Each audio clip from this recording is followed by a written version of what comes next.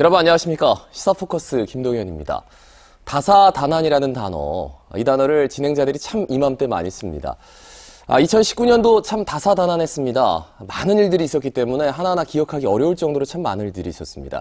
자, 올 한 해를 마무리하는 시사포커스 마지막 시간입니다. 그래서 올 한 해를 한번 마무리해 보도록 하겠습니다. 세 분과 함께 정리합니다. 자, 먼저 부산시의회 박인영 의장입니다. 반갑습니다. 이어서 김영일 신라대학교 부총장이시고요. 예, 반갑습니다. 끝으로 오문범 부산 YMCA 사무총장입니다. 네, 안녕하십니까. 자, 세 분과 이제 2019년을 좀 정리해보고자 합니다. 2019년 여러 분야에서 다양한 일들이 있었습니다. 의장님이 기억하는 2019년 어떻게 평가해 주시겠어요? 네, 한 해를 마무리하는 만큼 좋은 기억을 먼저 말씀드리고 싶은데요. 사실은 2019년은 시민들의 위대한 힘을 확인한 한 해였다라고 생각을 합니다. 올해는 유난히 좀 외환이라고 말할 만큼 국제 정세가 좀 안 좋은 일들이 많았는데요. 한일 수출 규제 사태, 그리고 네. 미중 간의 무역 갈등에 또 북미 간의 관계가 경색되면서 남북 협력도 잠시 주춤하는 모습을 보였죠. 예. 하지만 이런 국제적인 위기 상황 속에서도 시민들은 놀라운 단결력을 보여주었다고 생각을 합니다. 자영업자나 중소상공인을 비롯한 시민들은 자신들이 가지고 있는 이익을 스스로 포기하시면서 일본 제품 불매운동 또는 일본 노재팬 운동을 벌이시면서 대한민국 외교에 힘을 실어주셨죠. 시민들이 그렇게 국가적 위기에 스스로 자발적으로 나선 그런 모습들은 예. 시민들의 위대한 힘을 확인한 한 해였다고 생각이 들고요. 두 번째로는 이제 연말에 그래도 시민들께 좋은 소식을 들려드릴 수 있어서 굉장히 기뻤는데요. 부산시가 역대 최대 규모의 국비를 확보하면서 국비 7조 원 시대를 열었습니다. 작년에 대비해도 8,069억이 늘어난 최대 규모라고 할 수 있는데요. 이 대규모의 국비 확보를 바탕으로 해서 내년에는 부산 경제에 조금 더 청신호가 켜지기를 기대하는 그런 한 해의 마무리하는 시점입니다. 시민의 힘도 느꼈고, 그리고 국비 확보도 역대 최대 규모였다. 좀 긍정적으로 평가해 주셨는데 교수님은 긍정적으로만은 안 바라보실 것 같아가지고요. 어떤 2019년이셨는지요? 예, 저는 의장님은 긍정적으로 말씀하셨지만은 저는 아쉬움이 굉장히 많이 남는 한 해였다라는 생각이 듭니다. 비단 올 한 해만 느끼는 건 아니고 갈수록 점점 그런 모습을 보여지고 있습니다만은 더더욱 아쉽다라고 생각되는 게 두 가지가 계속 더 심각하게 실종되어가는 그런 한 해를 보이지 않았나. 그 두 가지는 정치의 실종이고 지방의 실종 또는 지역의 실종입니다. 우리나라의 모든 것들이 중앙의 정치권의 쟁점에 매몰되어 버렸고, 그래서 지방의 정치, 사실 정치라는 것은 지역 주민들이 잘 살게 만들어줘야 되고 갈등을 풀어줘야 되는 건데, 예. 그런 것들을 우리 지방에서 만들어내지 못하는, 그리고 또 다른 하나는 모든 것들이 정치가 실종되었습니다만 그것과 더불어서 지역이 살아야 나라가 산다라는 이 평범한 진리조차도 점점 더 실종되어가는, 그래서 좀 아쉬운 한 해가 아니었나 이런 네. 생각이 좀 들었습니다. 사실 그런 걸 느끼는 게 시사포커스에 이전에는 다루지 않아도 되는 문제들까지 지역에서 소소하게 다루는 모습을 보면서 지역의 위상이 점점 추락한 것 아닌가? 이런 위기의식 저도 참 많이 느꼈던 한 해였습니다. 오문범 사무총장님, 2019년 어떻게 평가하십니까?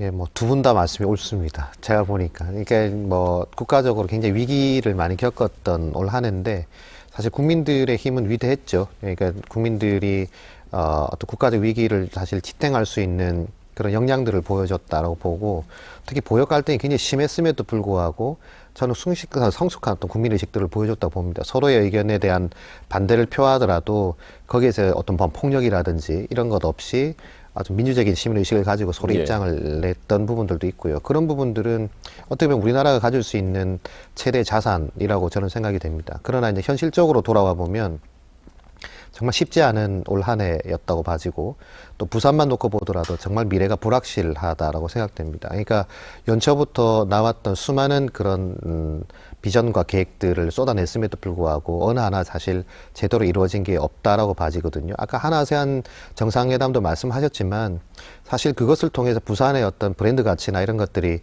대외적으로 알려진 부분들은 긍정적으로 평가할 수 있겠지만, 실제 그게 어떤 부산의 실제적인 이득 아니면 어떤 경제적인 어떤 역량 이런 것들로 바꾸기에는 좀 부족한 부분이 있지 않았나 예. 생각이 드는 거고요. 그런 것들은 어떻게 과제로 남아있는 부분이라고 생각됩니다. 국비 7조도 말씀하셨는데 사실 국비 7조 숫자로만 보면 굉장히 큰 거죠. 큰 거고 성과가 또 있었다라고 볼 수 있습니다만 실제 그게 부산의 어떤 역량으로 끌어오기에는 굉장히 한계가 있다. 그러니까 지난해에도 사상 최대의 국비를 확보했다고 했지만 실제 그것을 통해서 2019년도에 부산이 얼마나 바뀌었을까, 또 시민들을 얼마나 긍정적으로 평가할까. 저는 그런 부분에서는 저는 어쨌든 뭐 정치권이나 또 아니면 시의 시장님이나 이런 분들이 조금 뼈아프게 한번 돌아봐야 될 올 한 해가 아니었나 이렇게 평가하고 싶습니다. 예, 긍정적인 부분이 있다면 또 한번 돌아봐야 되는, 체크해봐야 되는 이제 그 단면이 있죠. 그림자가 있겠죠. 그러면 하나씩 좀 짚어보겠습니다. 일단 지방정부와 시의회 수장이시기 때문에 이제 2년 차에 접어들었습니다. 여러 가지 노력들을 했는데 의장님이 아마 가장 노력을 많이 한 사람으로 평가가 될 것 같을 정도로 참 열심히 뛰셨어요. 뭐 어떤 점들을 말씀해 주시고 싶으십니까? 저는 사실은 이제 8기 부산 민선 7기 부산시정 그리고 8대 부산시의회인데요. 가장 큰 변화는 부산시도 그렇고 부산시의회도 그렇고 촛불혁명 이후에 탄생한 지방정부라는 것이거든요. 일단 촛불혁명의 의미는 가장 큰 건 뭐냐면 시민들에게 권력이 돌아갔다라고 하는 걸 확인한 거죠. 시민들이 우리가 나서면 정권까지 바꿀 수 있다라고 하는 걸 확인한 네. 거라고 생각하거든요. 그 촛불혁명의 정신은 부산시나 부산시의회에 시민들에 대한 두려움을 갖게 했습니다. 예전에는 특정 정당의 공천만 받으면 무조건 당선되는 그런 정치 구도였기 때문에 정치인들이 시민들을 무서워하기보다는 당의 권력을 무서워했거든요. 예. 하지만 이제는 저희는 그렇지 않다는 걸 너무나 잘 알고 있습니다. 저희는 시민들이 무섭거든요. 시민들이 저희를 선택해주지 않으면 저희가 현재 일할 수 있는 기회를 얻은 이 권리는 언제든 박탈당할 수 있다고 생각을 하기 때문에 예. 시민들에 대한 두려움을 확인한, 그리고 시민들의 스스로는 자신들의 힘을 깨닫는 그런 변화가 있었다라고 생각을 합니다. 예. 근데 사실 지방정부가 교체가 됐고 굉장히 정말 처음이죠. 자치단체장이 민선으로 이제 선거를 치른 이후로 처음으로 지방정부가 바뀌었는데 이전과 별반 달라지지 않았다라는 평가도 개중엔 있거든요. 물론 이제 시민들이 체감하는 성과를 더 내야 되는 과제는 저희에게 분명히 네. 있다고 생각을 합니다. 하지만 대표적으로 말씀드리자면 그동안 많은 언론과 시민단체들이 주장했던 공공기관 인사검증, 부산시에 예. 저희가 이번에 이루어져서 5개 기관에 대한 인사검증을 했거든요. 물론 아직 갈 길은 멀지만 출발을 했다는 것은 의미가 있고요. 두 번째는 고등학교 무상급식 같은 경우에는 다른 시도는 다 하고 있었지만 부산만 못하고 있었던 것을 네. 저희 오거돈 시장님 그리고 김석준 교육감님 그리고 부산시의회가 힘을 합쳐서 단계적이긴 합니다만 이뤄내는 성과도 있었죠. 예, 예. 그리고 하나 더 말씀드리면 저희가 살찐 고양이 조례라고 말하는 공공기관의 임원들의 보수를 제한하는 조례 네. 같은 경우에는 사실은 양극화가 극단적으로 심해져가는 우리 사회의 문제를 공공기관 스스로 나서서 임금의 격차를 좀 줄여보자라고 하는 노력의 일환이었는데요. 예. 이것도 저희 시의회에서 이번에 만들어냈죠.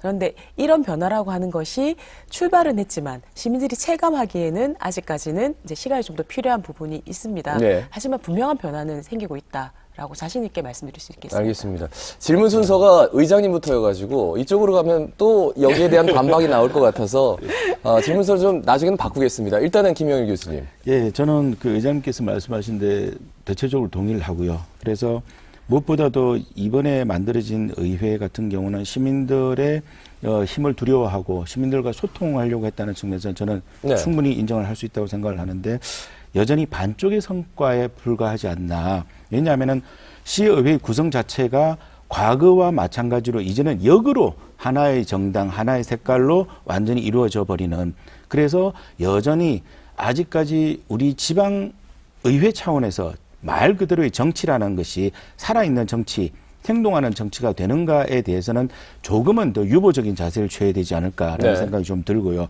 또 하나 꼭 지적하고 싶은 것은 시민들의 권력을 두려워하는 것은 좋습니다. 그리고 시민들이 굉장히 많은 생각들을 개진하는데 역시 시민들은 투박합니다.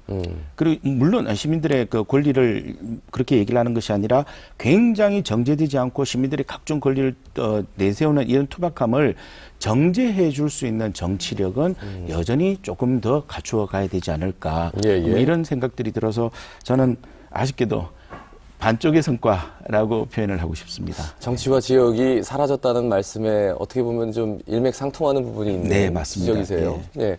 온몸 사무처장님, 지방 정부와 지금 시의회 2019년 어떻게 평가하십니까? 그 의장님 말씀하셨던 내용을 들으니까 성과가 굉장히 많았었네요. 예.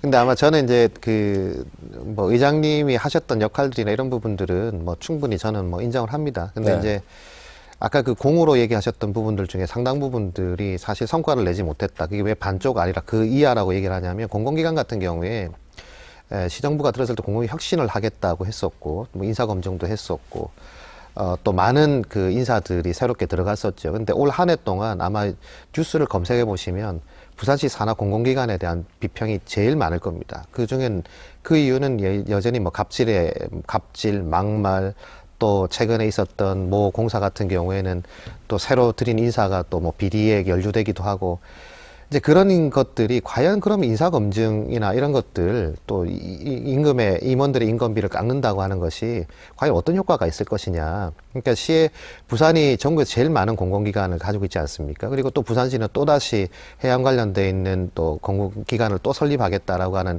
입장을 얘기하고 있는데 그 혁신에 대한 내용들이 다 어디로 갔는지를 잘 모르겠어요. 그러니까 그런 부분들이 제가 계속 말씀드리는 아쉽다 아니면 이게 완성되지 못했다라고 말씀드리는 그 근거에는 바로 그런 게 있는 겁니다. 그러니까 굉장히 초기에 많은 이야기들을 꺼냈는데 예. 결론적으로 주워 담는 역할들은 아무것도 한 게 없다는 거죠. 그러니까 물론 1년 반밖에 안 됐으니까 더 기다려달라고 말씀드릴 수도 있지만 거꾸로 예. 얘기하면 남은 기간도 얼마 안 남았다는 거예요. 그래서 그런 걸 생각해 보면 사실 이 지금의 어떤 성과에 만족하거나 하지 말고 시장님 그런 얘기 많이 하시더라고요. 억울하다. 나는 좀 너무 나도 열심히 하고 있는데 압니다. 근데 이제 시민들 입장에서는 선거로 우리의 수장을 뽑은 시민들 입장에서는 억울함을 호소하는 시장을 원하는 것이 아니라 자기의 솔직하고 정확한 내용들 메시지를 전하기를 바라고 안 된 거는 왜 안 됐는지를 설명받기를 원하고 저는 그게 소통이라고 보거든요. 그러니까 근데 그런 부분에서 보자면 민선 7기의 소통 능력은 굉장히 저는 떨어져 있다라고 보는 거죠. 그래서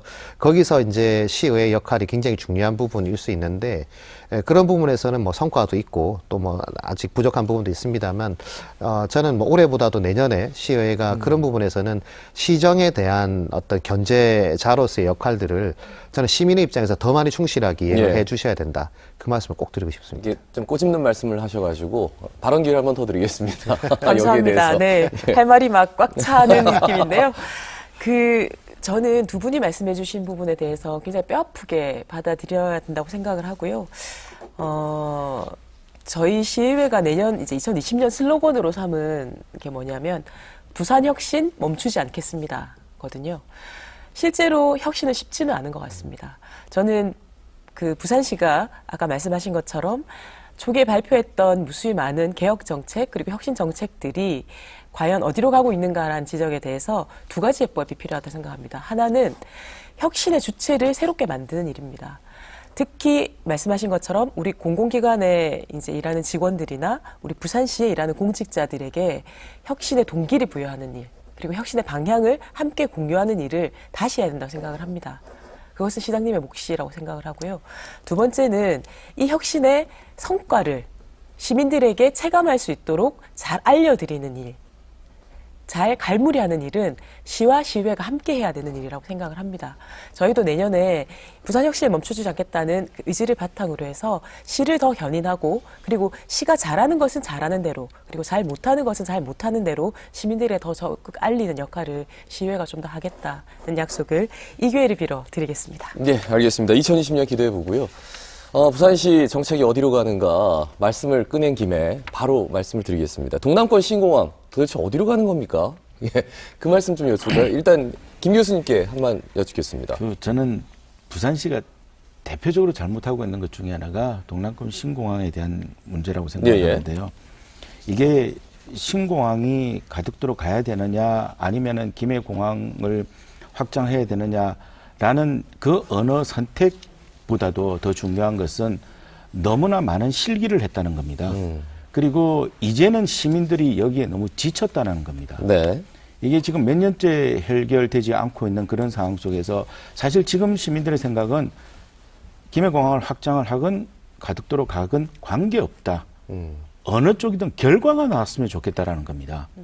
그래서 이런 결과를 저는 아까부터 계속 이제 지역의 상실이라는 그러한 주제로 자꾸 말씀을 드리고 싶은데 이 동남권 신공항 문제조차 있었어도 부산이 제 목소리를 못 내고 부산이 이끌어 나가지 못한다는 겁니다. 물론 결정은 중앙정부가 내리는 상황입니다만 그 중앙정부가 결정을 내리게 하기 위해서 지금보다 더 강한 행동이라든지 더 강한 여론이라든지 이런 것들을 보여줬어야 되는데 그렇지 못했고 그렇지 않다라면은 불가능할지 모르겠지만 우리 힘으로라도 해보자라는 캠페인을 벌인다든지 그래서 우리가 주도해 나가는 모습을 보이지 못했기 때문에 계속 시민들에게 있어서는 결정을 수도권에 중앙정부에만 맡기고 읍소하는 이런 모습만 보여왔기 때문에 이제 시민들은 좀 지쳤다라는 생각이 들어서 여기에 대해서는 특단의 시의회든 시정부든 특단의 내년에는 반드시 조치가 있어야 될 거라는 생각이 듭니다. 예, 여기에 대해서 책임 있는 말씀은 추후에 듣도록 하고 한 가지 좀 주목할 만한 조사 결과가 지난주 부산 MBC TV를 통해서 나갔죠. 김해공항 확장과 가덕신공항 둘 중에 어디 곳을 선호하느냐. 가덕신공항을 보통은 다 선호하지 않을까라는 생각을 했는데 오차범위 내지만 어쨌든 김해공항 확장안에 대해서 더 많은 분들이 손을 들어주셨단 말이죠. 이 점에 대해서는 어떻게 판단해 볼 수 있을까요? 이제 지친 거죠. 그러니까 저는 이제 시민들이 결론은 나지 않고 이게 계속 정치적 공방으로 왔다 갔다 하는 문제, 그 다음에 지역 간의 어떤 갈등으로 비춰지는 문제, 이런 문제들에 대한 시민들이 이제 좀 지쳐 있는 그런 부분들이라고 생각되고요. 또 한 가지는 가덕 신공항에 대한 정확한 팩트를 시민들이 알지를 못해요. 그러니까 김해 신공항이 문제 있는 건 알겠는데 소음 문제도 있고 안전상 문제도 있는 거는 워낙 홍보를 많이 해서 아는데 가덕 신공항이 그럼 어떤 기능을 하느냐? 아마 시민들에게 물어보면 열에 9번 모른다고 봅니다. 예를 들면 활주로가 한 번밖에 일단 설치가 안 된다라고 하는 것. 그다음 국내에서는 또 김해공항에서 기존에 이용을 하고 국제선은 또 가덕신공항에서 이용한다는 것. 이런 내용들의 기본적인 내용도 시민들은 모르고 있을 거예요. 그러니까 시가 어떤 홍보를 하는 데 있어서 물론 이제 대외적인 싸움을 해야 되는 입장이었기 때문에 대내적인 걸 좀 덜 챙긴 부분도 있겠습니다만 그런 부분 당연히 시민들은 우리 가덕신공항을 지지해 줄 거야 라고 하는 생각. 근데 이 이야기는 이미 지난 지방선거 때부터 여론조사를 해보면 김해 신공항에 대한 지지율이 꽤 높았었어요. 그러니까 특히 부산 쪽이 훨씬 더 높습니다. 김해 쪽이나 이런 데보다는. 그러니까 그런 부분을 저는 간과한 부분이 있다고 보는 거죠. 그래서 이게 당이론적으로 가져가면 괜찮겠다라고 하는 논리가 결과적으로 시민들에게는 별 상관없는 문제. 특히 동부상권에 사는 사람들에게는 아무 관련이 없는 문제일 수도 있습니다. 그러니까 이게 지역 경제에 어떤 도움을 줄 것이냐, 물리 어떤 지역의 어떤 경제 활성화를 위한 중요한 어떤 그 동기를 제공할 것이냐, 이런 것들은 정치하고 정책을 수립하는 사람들은 굉장히 중요한 문제지만 일반 시민들 입장에서는 가덕도까지 어떻게 가지? 당장 이 생각부터 드는 거죠. 그러니까 그런 부분에서는 차라리 빨리 정리해서 하면 좋겠다라는 입장도 있는데 이걸 놓치고 정치적 공방으로 가다 보니까 문제가 된 거고요.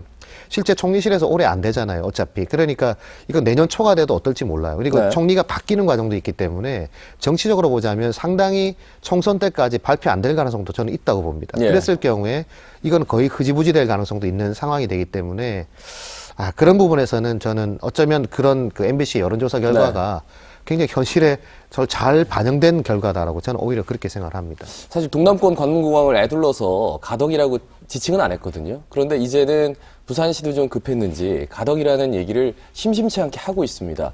그만큼 굉장히 좀 어려운 상황에 봉착해 있는데 이 점에 대해서는 시민들에게 어떤 말씀 해주시겠습니까? 저는 두 분이 해주신 말씀 속에 해답이 다 있다고 생각을 합니다. 첫 번째는 우리 김영일 교수님께서 말씀해 주신 부산이 주도권을 갖고 있지 못하다. 그리고 이게 지역의 주도권을 갖고 있지 못하다는 말씀인데요. 이 부분에 대해서 저는 이 지점에 있어서만은 우리 두 분과 제가 그리고 오도 시장님까지 힘을 합쳐야 한다. 사실은 동남권 관문공항 같은 경우에는 수도권이 굉장히 부정적이거든요. 실제로.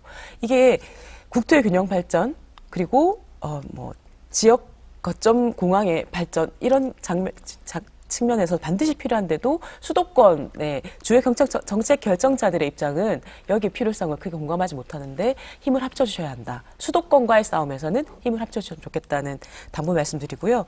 두 번째는 이게 그럼 되면 과연 부산에 정말 뭐가 좋으냐. 시민들이 체감할 수 있는 홍보가 잘 안 되고 있다라는 말씀에도 적극 동감을 하고 그거는 시와 저희 의회 그리고 시민사회가 함께 해주셔야 되는 목소리를 좀 같이 모아주셨으면 좋겠다는 또 부탁의 말씀을 드릴 수밖에 없는 것 같고요. 마지막으로는 이 사안이 정치적 공방으로 가서는 안 된다라는 말씀인데요. 이제 곧 총선이 다가오기 때문에 이게 다시 정치 쟁점화할 가능성이 굉장히 많죠. 근데 말씀하신 것처럼 김해 신공항은 반드시 문제가 있습니다. 소음 문제, 안전성 문제, 그리고 확장성이 더 이상 없는 문제. 김해 신공항, 공항 확장안으로는 이 동남권 관문공항 문제를 해결할 수가 없거든요. 그런데 왜 그러면 김해공항 확장안이 됐느냐? 이건 정치적 결정이었거든요. 정책적 결정이거나 기술적 결정이 아니라 정치적 결정으로 잘못된 결정을 내렸기 때문에 이것이 정책 공방으로 가서는 안 되고 그렇기 때문에 총선 쟁점화가 되기 전에 이게 결론이 나야 된다라고 하는 것은 아마 시도 저희 의회도 같은 입장이다. 그래서 총리실에서 빨리 결론을 내줬으면 좋겠다. 제가 한 가지만. 예, 말씀해 주십시오.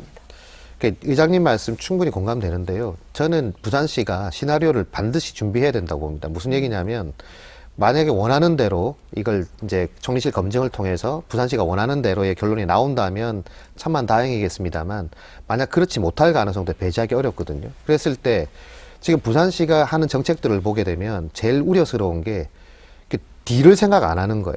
이게 실패했을 때 어떨 거냐라고 하는 거에 대한 소위 말하는 플랜 B가 전혀 없는 상태로 가는 게 너무 많다는 거예요. 그래서 특히 이 신공항 문제는 워낙 정치적 이게 오거돈 시장님의 정치적 명운이 걸린 것 같아요. 네. 똑같다고 보기 때문에 만약에 이게 실패했을 경우에 대한 대안이 있느냐 저는 거기에 대한 대안을 들어본 적이 없거든요. 부산시에. 그러니까 설사 물론 대놓고 이걸 내기하기는 어렵겠습니다만 내적으로는 이런 부분에 대한 플랜을 반드시 가지고 있어야 실제된다. 근데 실제 김해 신공항이 만약 확장안으로 그대로 갔다면 2026년도에 일단은 개장할 수 있는 기회가 있었지만 지금은 그게 거의 불가능하지 않습니까?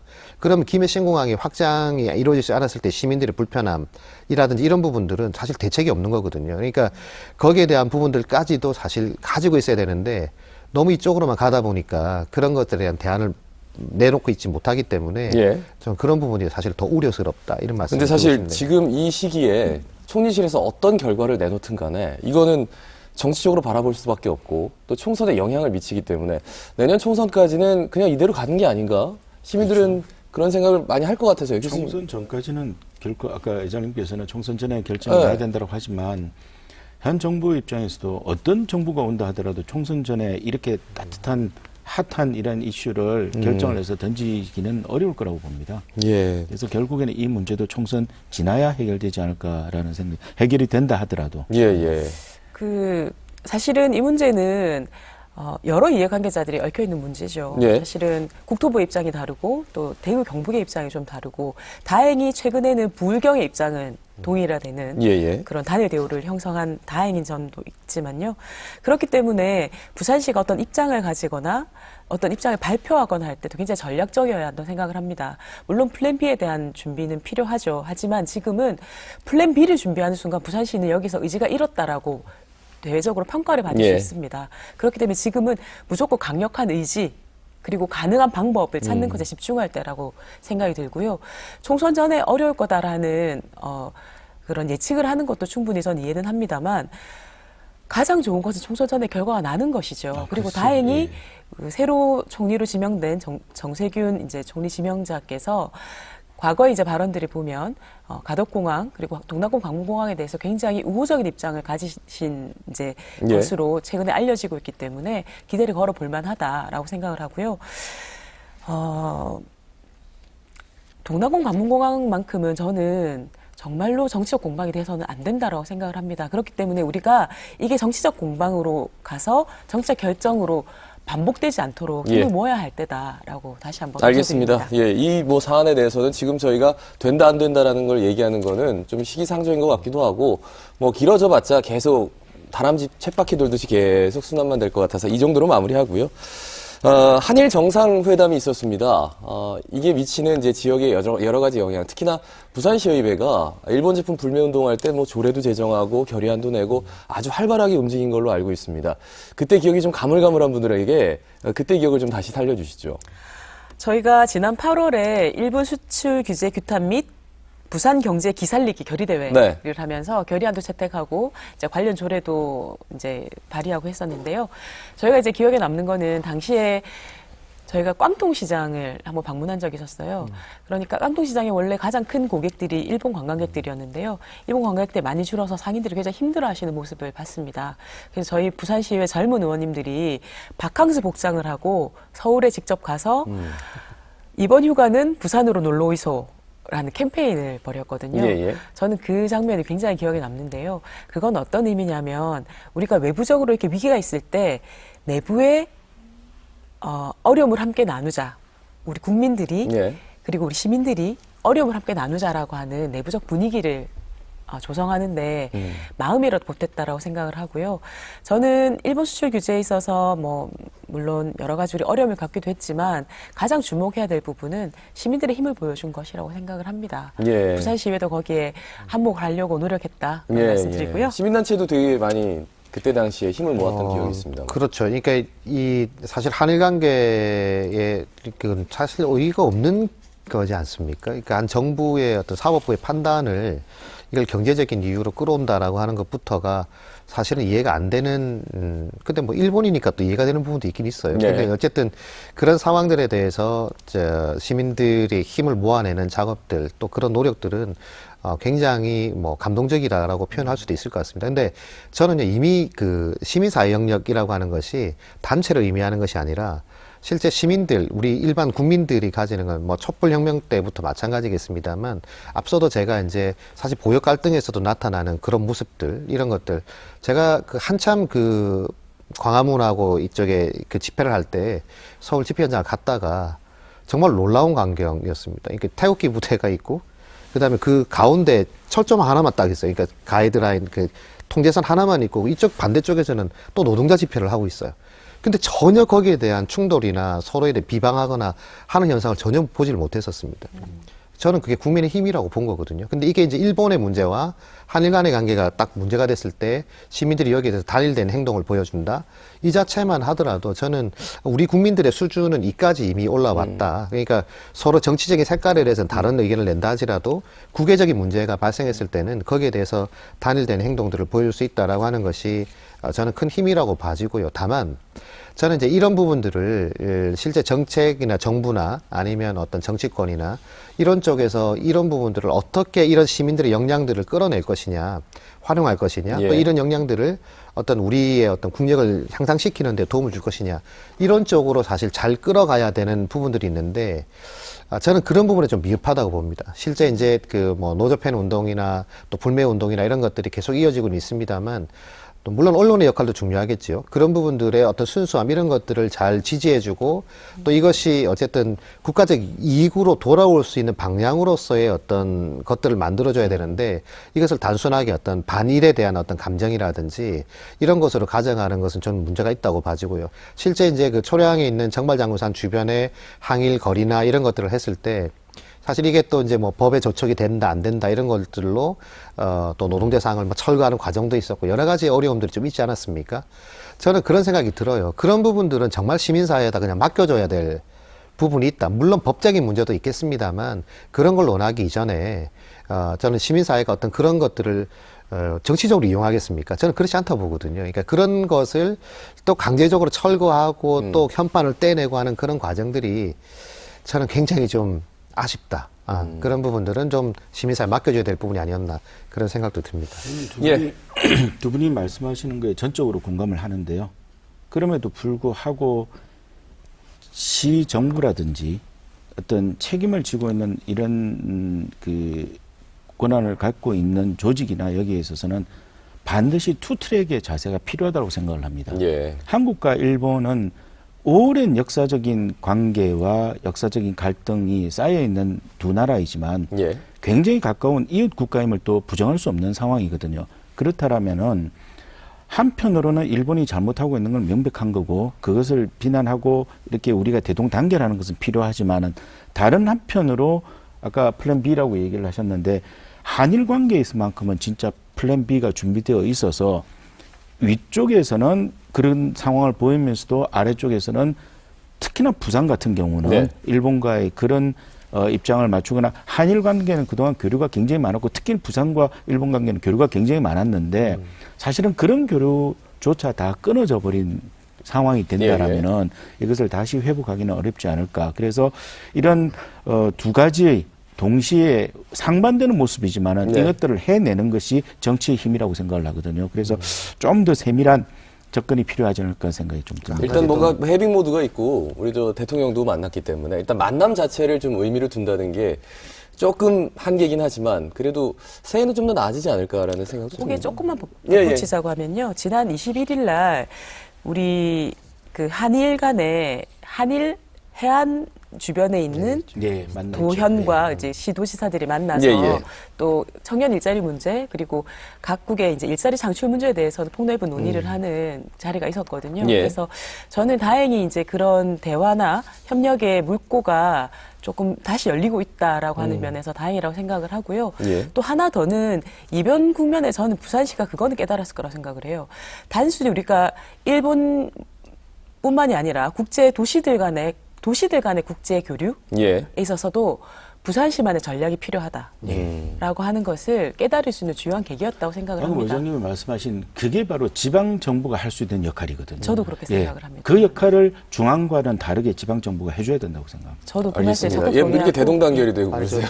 그러니까 도시외교 말씀을 하셨는데 사실 부산시의 전략이 예. 제일 부재한 부분이 도시외교 분야거든요. 그러니까 그 지자체에서 할 수 있는 역할들이 굉장히 많이 있습니다. 예. 그러니까 이제 실제 그 서울뿐만 아니라 경기도에 있는 수도권 주변에 있는 도시들을 보게 되면 그런 그 뭐 국제 교류나 도시 간의 외교 활동들을 통해서 지역의 역량들을 끌어내는 작업들을 굉장히 많이 하고 있거든요. 예. 근데 부산시는 도시 외교과라는 이름이 있음에도 불구하고 사실 그런 역량들이 잘 안 되는 부분이 굉장히 많습니다. 그래서 뭐 기왕에 그 얘기가 나온 김에 저는 의회 차원에서도 그런 부분에 대한 전략들을 좀 짜는데 좀 힘을 보태주셨으면 좋겠어요. 그러니까 사실 그런 정책 제안을 저희들도 할 기회가 많이 있는데 네. 가보면 거의 튕기는 느낌을 받아요. 그러니까 전문가들이 와 있는 걸까? 이런 생각이 들 정도로 사실은 굉장히 좀 세련되지 못한 정책들을 많이 펴고 있기 때문에 그런 부분에서 아까 교수님 말씀하셨던 그런 부분들까지를 포함하는 그런 노력도 필요할 것 같고요. 뭐 저도 하나 거들자면 저희 YMCA도 그 일본 YMCA들하고 교류를 많이 하는 편인데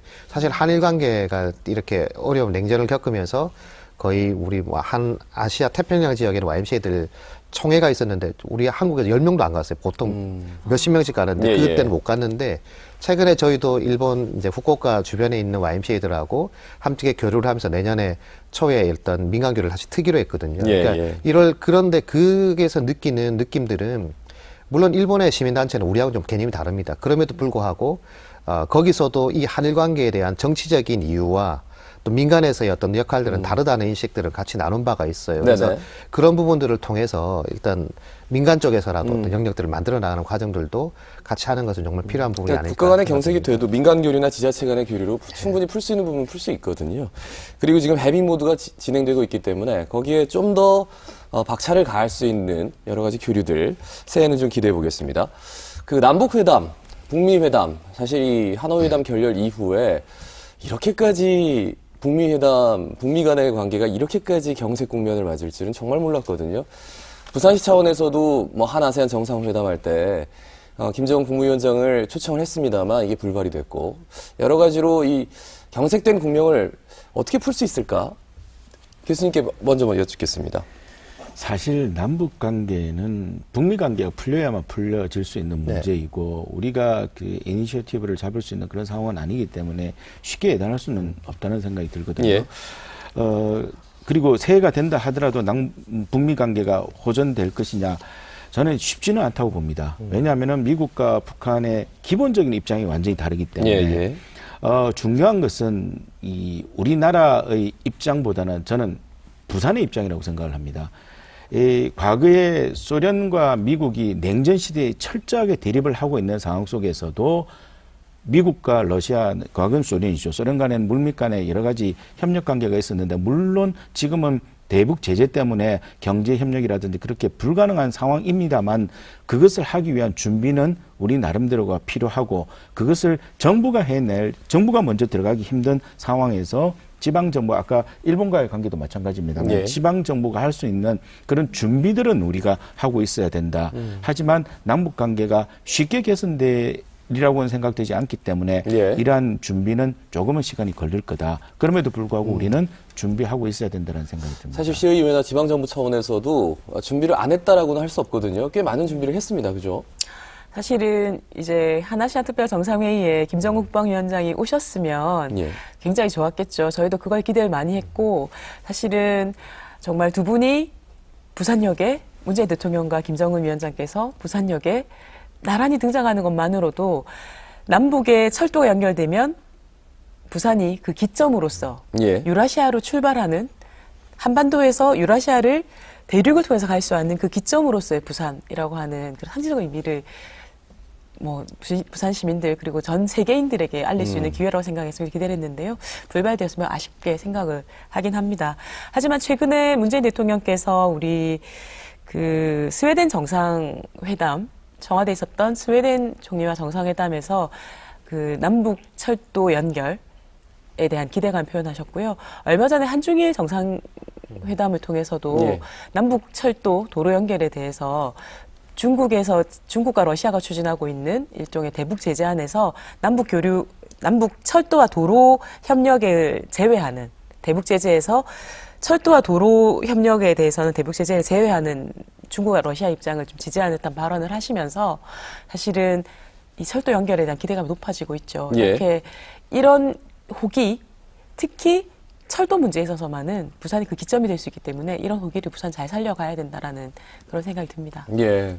여전히 굉장히 경색돼 있고, 언제 해빙 모드가 될지 모르지만, 그래도 준비는 해야 된다. 그리고 기대감을 충분히 갖고 계시는 것 같은데, 노 총장님 어떻게 보세요? 예, 일단 이게 그 유엔 제재하고 연결돼 있기 때문에 저는 이게 참 힘든 부분이라고 봅니다. 예전에 이제 남북 관계가 경색됐을 때 물론 이제 북미 간의 문제도 있고 또 한미 간의 어떤 또 협력의 어떤 문제들도 있고 해서 어려움을 겪은 적은 많습니다만 그때는 그래도 민간 교류는 할 수 있는 네. 루트가 있었거든요. 그래서 적십자를 통한다든지 또 아니면 뭐 우리 YMCA도 그런 부분에서 같이 역할을 했던 적이 있었는데 사실 지난해인가 저희가 유실수 보내기를 한국 YMCA 차원에서 해서 했다가 실패를 했어요. 그러니까 이게 왜 실패됐냐니까 이유는 딱 유엔 제재에 걸린다는 겁니다. 예, 예. 그러니까 제재를 위반하는 거기 때문에 들어갈 수는 없다. 이렇게 돼서 사실 실패한 경험이 있는데 이렇게 민간 교류 자체가 다 막혀 있다고 하는 것이 오히려 저는 이게 그 경색을 더 깊게 만드는 게 아닌가 하는 생각이 들거든요. 예. 그래서 물론 이제 미국이 워낙 북미 간에 지금 갈등이 계속 깊어지고 있는 상황이기 때문에 쉽지는 않겠습니다만 정부 차원에서라도 최소한의 어떤 민간 교류의 루트를 틀 수 있는 그런 기회를 좀 이렇게 풀 수 있는 기회를 좀 만들었으면 좋겠다는 생각이 들고 거기에서 저는 러시아나 중국 지역의 그 어떤 그 협력을 구하는 작업들은 다자간 외교에서는 저는 충분히 가능한 부분이라고 생각됩니다. 그게 어떤 우리 한미 간의 어떤 그 동맹을 깨는 이런 행위는 아니기 때문에 뭐 그런 부분들의 생각이 있는 거고요. 또 하나는 저는 시민들이든 국민들이든 그 지금 문재인 정부가 가지고 있는 대북 정책 방향, 이 대화에 대한 대화를 통한 어떤 해결 방향 여기에 대한 더 적극적인 지지가 사실은 필요하다고 봅니다. 근데 안타깝게도 이게 정치적 색깔에 따라서 전혀 다른 형태의 예. 그 입장을 취하고 있기 때문에 굉장히 어려움을 겪고는 있습니다만 어쨌든 뭐 그 대통령님을 비롯해서 이 부분에 대해서만큼은 조금 일관된 모습을 보이고 있기 때문에 저는 그런 부분들이 조금 예. 힘을 더 받았으면 좋겠다는 말씀 드리고 싶고 어쨌든 뭐 아까 교수님도 말씀하셨습니다만 이거는 북미 관계 안 풀리면 그렇죠. 사실 근본적 해결이 안 되는 문제가 있기 때문에 예, 예. 뭐 그런 부분에서는 어쨌든 북미 간의 대화가 잘 진행될 수 있도록 노력하는 게 필요하고 뭐 지자체 차원에서는 당연히 준비를 해야 되겠지요. 그래서 부산시가 예전에 이제 대북 정책이 별로 없다 이런 얘기들을 많이 했었는데 그 이후에 여러 정책들이 좀 많이 예. 나왔던 부분도 있으니까 그걸 좀 잘 준비를 해서 어떤 그 다시 화해 무드 이게 계속 뭐 롤러코스터처럼 이렇게 분위기를 탄 게 있기 때문에 저는 뭐 이게 뭐 아직 우리가 생각하는 최악의 경우로 가지는 않는다고 봅니다. 분명히 반전되는 어떤 예. 포인트가 올 텐데 그때를 좀 준비하는 노력들도 필요하지 않을까 뭐 생각됩니다. 북미 정상회담이나 뭐 남북 정상회담 이런 얘기를 길게 하는 것보다 오히려 한 아세안 정상회의 여기에서 있었던 성과들을 잠깐 짚고 넘어가는 게 오히려 이 시간에 맞지 않을까라는 생각이 들어서 후속 대책을 여러 개 내놨단 말이죠. 지방정부에서. 네. 한 아세안 정상회의 어떻게 평가하십니까? 한아세안 정상회의를 통해서 아세안 10개 국가들의 정상들과 만여 명이 넘는 정보 요인들, 그리고 예. 기업인들이 부산에 방문했거든요. 저도 다행히 이제 그 각종 행사에 참여할 수 있는 기회를 얻었는데요. 제가 굉장히 가슴 두근거렸던 장면은 뭐냐면 각국 정상들이나 외국의 주요한 기업의 총수들이 네. 건배사를 하거나 인사말을 할 때 뷰티풀 부산. 음, 이라고 얘기할 때마다 굉장히 가슴이 두근거렸습니다. 그분들의 머릿속에 부산이 정확히 인식되고 있구나. 그리고 부산에 대한 그 인상이 굉장히 좋게 남아 있겠구나. 이것은 반드시 부산 경제에 플러스 효과가 된다라고 하는 그런 무형의 그런 성과에 대한 말씀을 드리고요. 두 번째는 이제 아까 제가 국비 7조 원 시대를 열었다 말씀드렸는데요. 국비 7조 원 중에서는 한아세안 ICT 융합 빌리지 네. 조성 또는 한아세안 유학생 센터, 거점 센터 조성 등과 같은 후속 사업들도 속속 결정이 되었거든요. 이런 부분 이제 국가가 이제 지원하는 국비 사업을 통해서 이 한아세안 특별 정상회의 성과들이 부산에 유형으로 남는 성과도 분명히 있다라는 예. 말씀 예, 드리겠습니다. 두 분께 좀 짧게 여쭙겠습니다. 예, 뭐 의장님 말씀하신 그것을 이어가는 도시 외교가 가장 중요하다고 생각을 하고요.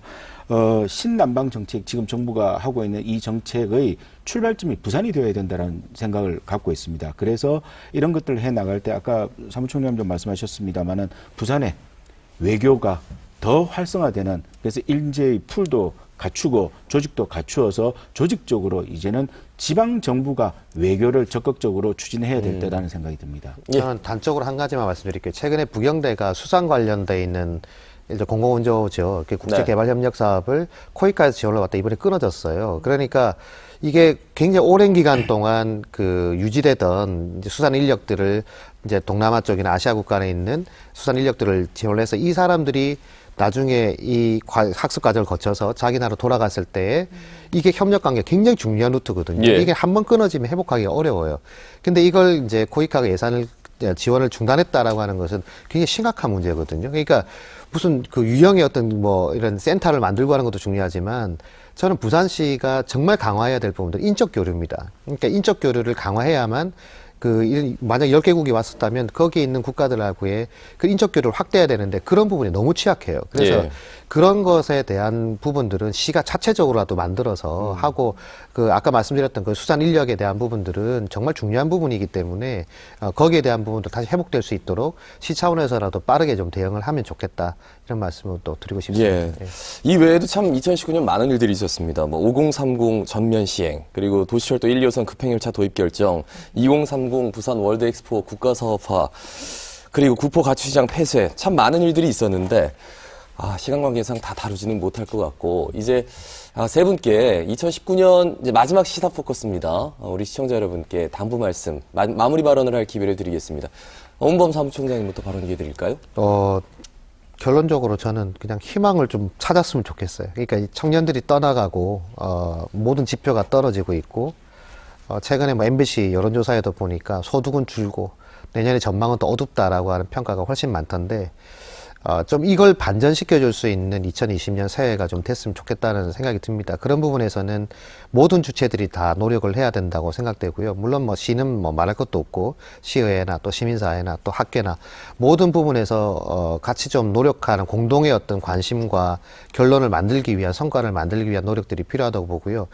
그런 부분에서는 누가 제안을 하더라도 저는 좀 됐으면 좋겠다. 근데 아쉬웠던 것은 그런 주체를 만드는 일조차도 사실 우리에게 여유가 없었는지는 모르지만 잘 되지 못했던 부분이 아쉽고요. 그래서 2020년도 시작과 새해의 시작과 더불어서 저는 의장님이 의회 차원에서라도 이런 문제들을 좀 제가 드렸던 그런 부분들을 동력을 끌어내기 위한 작업들을 어떤 다 주체들이 모여서 협의하고 진행할 수 있는 그런 부산의 어떤 희망 살리기 이런 것들을 좀 해 주셨으면 좋겠다. 그리고 우리 시민 여러분들께서도 그런 다양한 노력들에 대해서 방관하기보다는 참여해 줄 수 있는 그런 참여자, 주체자로서의 모습도 보여주시기를 다시 한번 부탁을 드리고 싶습니다. 예.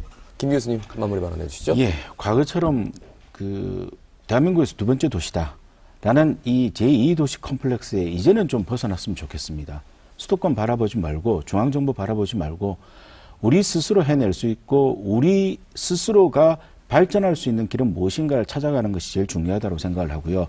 그것을 하기 위해서 제일 먼저 찾아내야 될 것은 부산 다음이 뭔가.